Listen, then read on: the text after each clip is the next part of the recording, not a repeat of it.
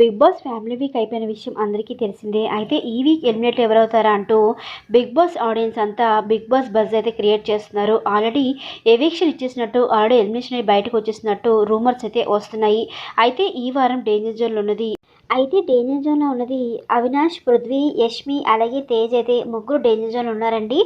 ఇక అవినాష్ అయితే సేవ్ అవుతున్నట్టు తెలుస్తుంది. అలాగే ఇక పృథ్వీకి అయితే నిఖిల్ ఓట్స్ పడడం వల్ల నిఖిల్ కూడా సేవ్ అవుతాడు. ఇంకా యష్మి అలాగే తేజ్ అయితే ఉన్నారు.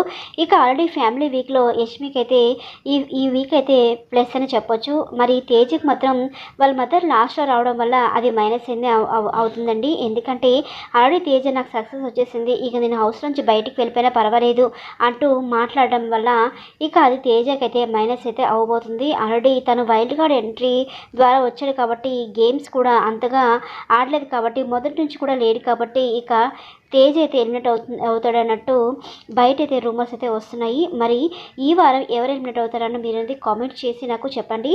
తప్పకుండా లైక్ చేసి మర్చిపోకుండా సబ్స్క్రైబ్ చేసుకోండి. Thanks for watching.